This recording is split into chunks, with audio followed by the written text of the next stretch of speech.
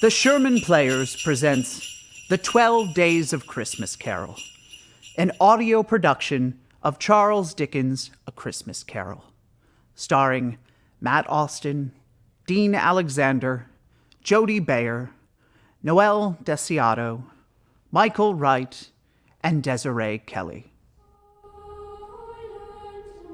Part 7, read by Dean Alexander. The ghost of Christmas Present has shown Scrooge a bustling London on Christmas Eve and given him a glimpse into the Cratchit family's celebrations.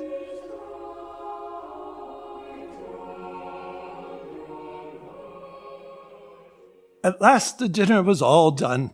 The cloth was cleared, the hearth swept, and the fire made up. The compound in the jug being tasted and considered perfect, apples and oranges were put upon the table and a shovelful of chestnuts on the fire. Then all the Cratchit family drew round the hearth, what Bob Cratchit called a circle, meaning half a one, and at Bob Cratchit's elbow stood the family display of glass, 2 tumblers and a custard cup with a handle.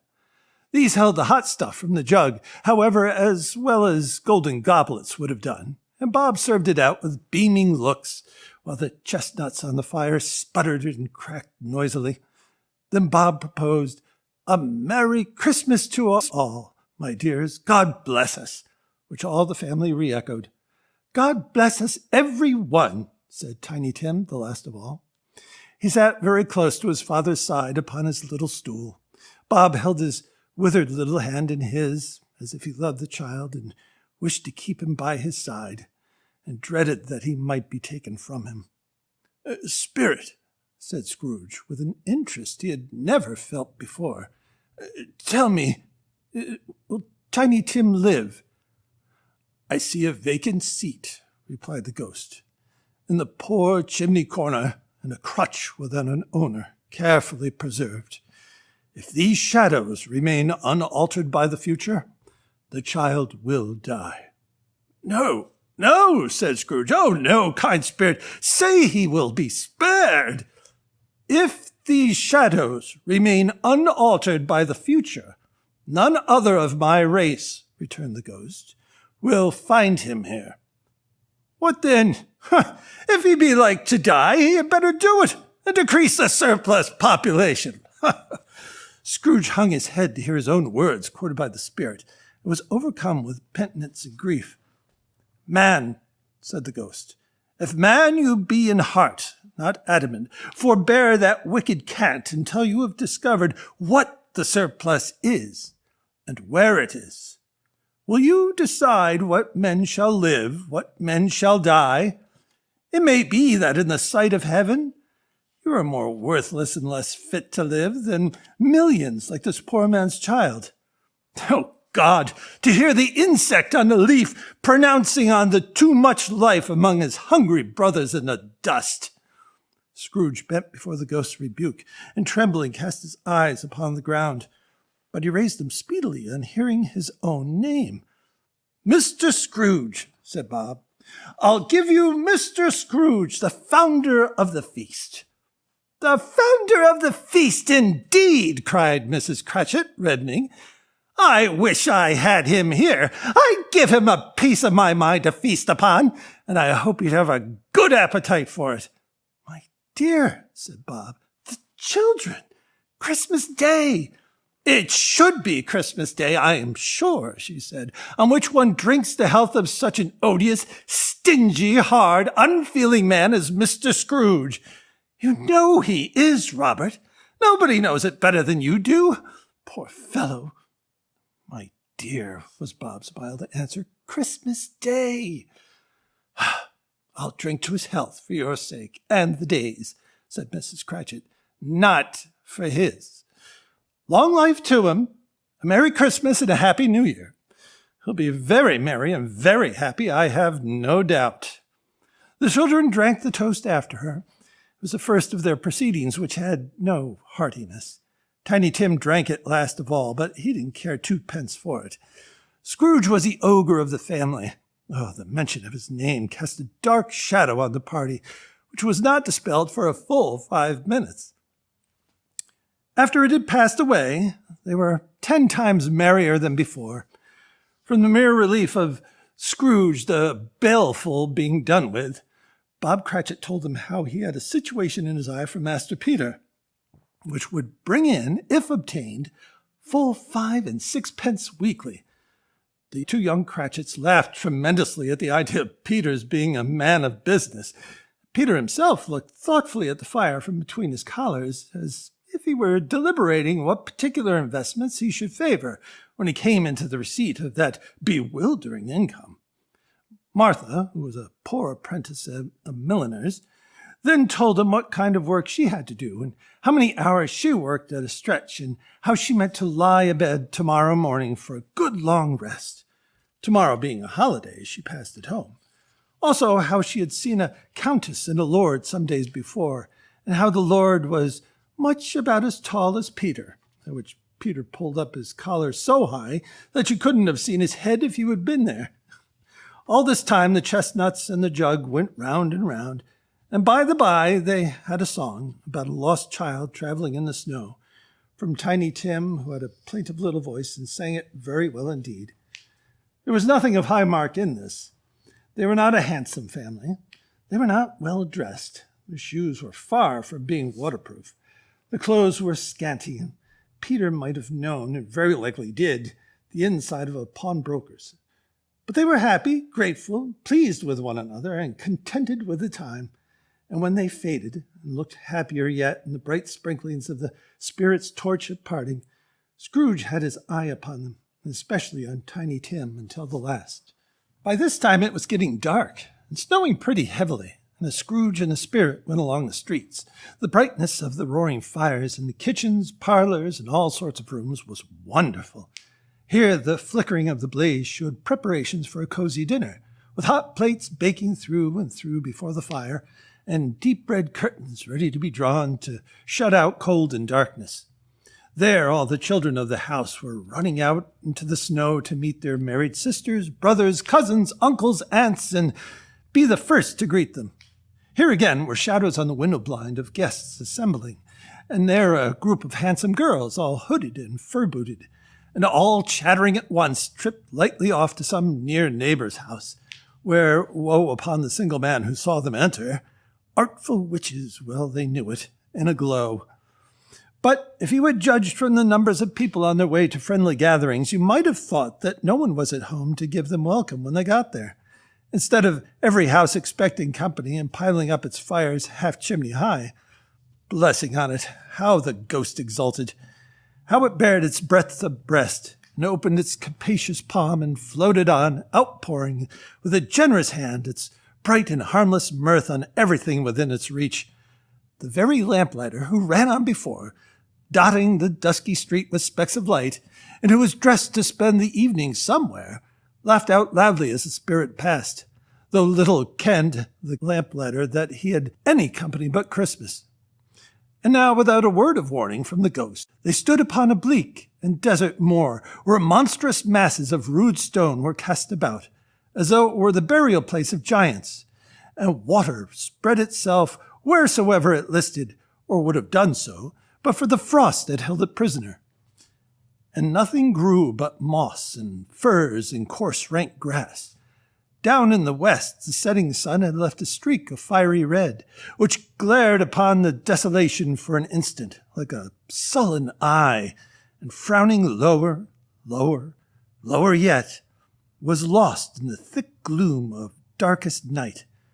"What place is this?" asked Scrooge. "A place where miners live, who labor in the bowels of the earth," returned the spirit. "But they know me. See?" A light shone from the window of a hut, and swiftly they advanced towards it. Passing through the wall of mud and stone, they found a cheerful company assembled round a glowing fire. An old man and woman, with their children and their children's children and another generation beyond that, all decked out gaily in their holiday attire. The old man, in a voice that seldom rose above the howling of the wind upon the barren waste, was singing them a Christmas song. It had been a very old song when he was a boy, and from time to time they all joined in the chorus. So surely as they raised their voices, the old man got quite blithe and loud, and so surely as they stopped, his vigor sank again. The spirit did not tarry here, but bade Scrooge hold his robe, and passing above the moor, sped whither? Not to sea. To sea! To Scrooge's horror, looking back, he saw the last of the land, a frightful range of rocks behind them, and his ears were deafened by the thundering of water as it rolled and roared and raged among the dreadful caverns it had worn, and fiercely tried to undermine the earth. Built upon a dismal reef of sunken rocks, some league or so from shore, on which the waters chafed and dashed, the wild year through, there stood a solitary lighthouse. Great heaps of seaweed clung to its base, and storm birds, born of the wind, one might suppose, as seaweed of the water, rose and fell about it like the waves they skimmed. But even here, 2 men who watched the light had made a fire, that through the loophole in the thick stone wall shed out a ray of brightness on the awful sea. Joining their horny hands over the rough table at which they sat, they wished each other Merry Christmas in their can of grog, and one of them, the elder too, with his face all damaged and scarred with hard weather, as the figurehead of an old ship might be, struck up a sturdy song that was like a gale in itself. Again the ghost sped on, above the black and heaving sea, on, until being far away, as he told Scrooge, from any shore, they lighted on a ship.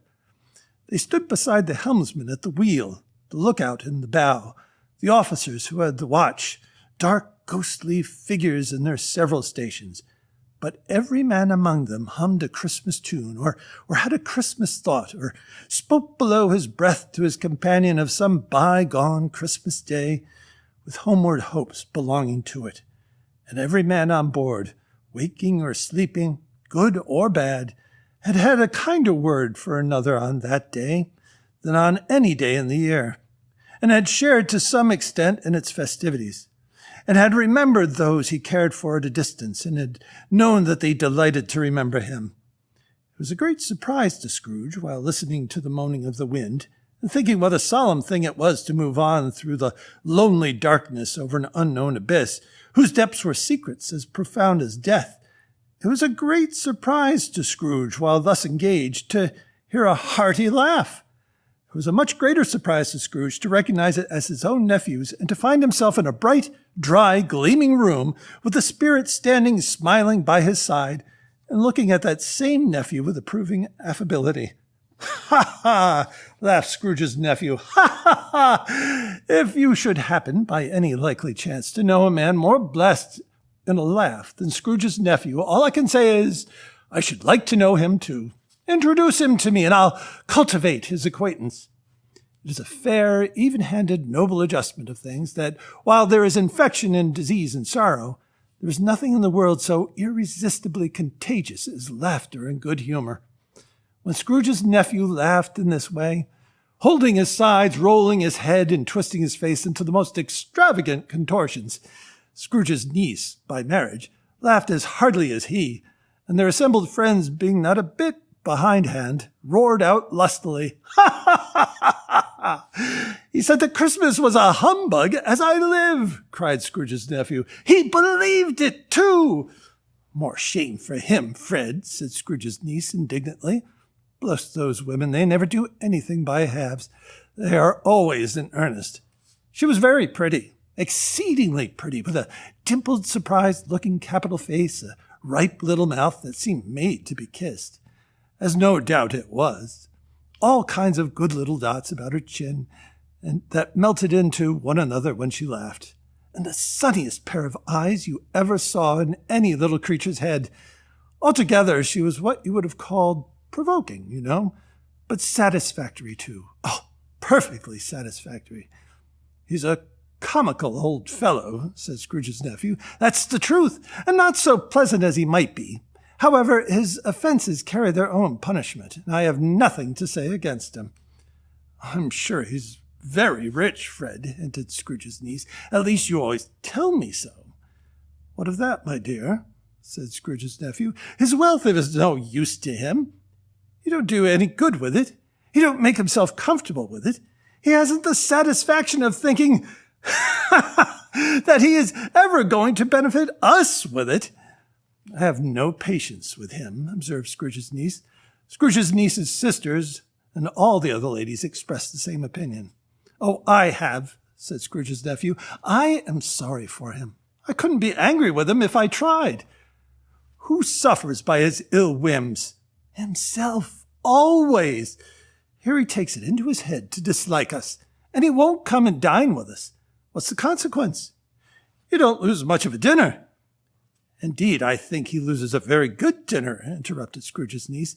Everybody else said the same, and they must be allowed to have been competent judges because they had just had dinner, and with the dessert upon the table, were clustered around the fire by lamplight. Well, I'm very glad to hear it, said Scrooge's nephew, because I haven't great faith in these young housekeepers. What do you say, Topper? Topper had clearly got his eye set on one of Scrooge's niece's sisters, for he answered that a bachelor was a wretched outcast who had no right to express an opinion on the subject, whereas Scrooge's niece's sister, the plump one with the lace tucker, not the one with the roses, blushed. Do go on, Fred, said Scrooge's niece, clapping her hands. He never finishes what he begins to say. He's such a ridiculous fellow. Scrooge's nephew revelled in another laugh, and as it was impossible to keep the infection off, though the plump sister tried hard to do it with aromatic vinegar, his example was unanimously followed. I was only going to say, said Scrooge's nephew, that the consequence of his taking a dislike to us and not making merry with us is, as I think, that he loses some pleasant moments, which could do him no harm.